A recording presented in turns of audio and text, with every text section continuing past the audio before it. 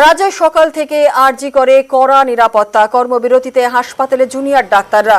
হাসপাতালে চিকিৎসা পরিষেবা ব্যাহত, চালু রয়েছে ইমার্জেন্সি পরিষেবা। সকাল থেকে আরজি করে কড়া নিরাপত্তা, দেখছেন সেই ছবি। অন্যান্য দিনের তুলনায় আজকে একেবারে অন্য একটা ছবি। কড়া পুলিশি নিরাপত্তা রয়েছে, কর্মবিরতিতে হাসপাতালে জুনিয়র ডাক্তাররা। কথা বলে নেব আমাদের প্রতিনিধি, আরজিকর থেকে সরাসরি বিশ্বজিৎ সাহা রয়েছে।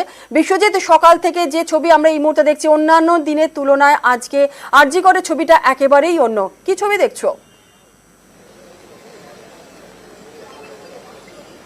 একদমই, আরজিকর হাসপাতাল উত্তর কলকাতা তো বটেই, উত্তর কলকাতার শহরতলির একটা প্রধান ভরসার জায়গা।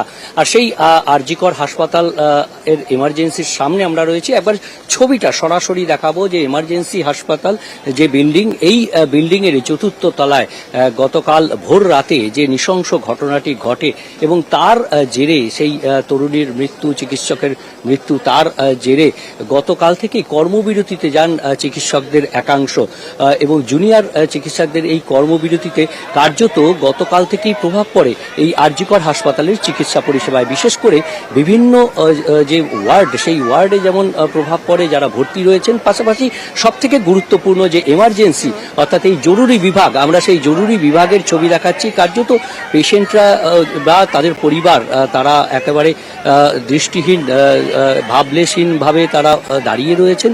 অনেকে এখানে একটা ফাঁকা জায়গা, অন্যান্য দিন সকালবেলা এই চিত্রটা দেখা যায় না। আরজিকর হাসপাতালে সকাল থেকেই পর রোগী আসতে থাকে, কিন্তু গতকাল থেকে যেভাবে বিভিন্ন রোগীকে ফেরত যেতে হয়েছে, অর্থাৎ যে রেফার রোগীরা হাসপাতালে আসেন আরজিকর হাসপাতালে, সেই আরজিকর হাসপাতালেই গতকাল এসে অনেককেই রেফার হতে হয়েছে।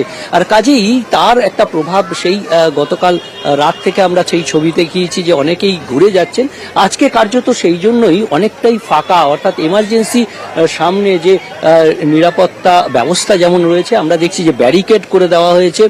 একেবারে গতকাল থেকে বারবার যে বিক্ষোভ, এখানে অ্যাজিটেশন হয়েছে, বিভিন্ন যারা রাজনৈতিক দলের অ্যাজিটেশন হয়েছে। পাশাপাশি আমরা দেখছি যে একেবারে এমার্জেন্সি জরুরি বিভাগ কার্যত ফাঁকা। আর এই এমার্জেন্সি অন্যান্য দিন এরকমটা থাকে না। অন্যান্য দিন কার্যত এই এমার্জেন্সির সামনে একের পর এক রোগী আসতে থাকে এবং শহরতলির কাছে এই হাসপাতাল হওয়ায় উত্তর কলকাতা সহ শহরতলির উত্তর 24 পরগনার একটা বড় অংশের মানুষ এখানে ভরসা এই আরজিকর মেডিকেল হাসপাতাল। আর সেখানেই চিকিৎসকদের কর্মবিরতি এবং অন্যান্য পরিষেবায় যে ঘাটতি, এখন যারা রোগী ভেতরে ভর্তি তো রয়েছেন তাদের তো সমস্যা হচ্ছে। আমরা কথা বলছিলাম সকালবেলায়, যে সমস্ত রোগীরা যারা কিনা আরজিকর হাসপাতালে এসেছেন, এমার্জেন্সি বিভাগে যারা চিকিৎসককে দেখানোর জন্য গিয়েছেন, তার পরিবারের সদস্যরা যারা রয়েছেন কি বলছেন তারা একবার শুনবো। ছেলে ভর্তি আছে, আজ 8 দিন ভর্তি আছে। কালকে ডাক্তার দেখিনি, আজকে এখন ডাক্তার আসেনি, সকালবেলা দেখা যাক কি হয়। ডাক্তার সিস্টার আছে, হ্যাঁ ডাক্তার নেই। কালকে অনেক কম এসছে, আজকে আসবে, দেখা যাক।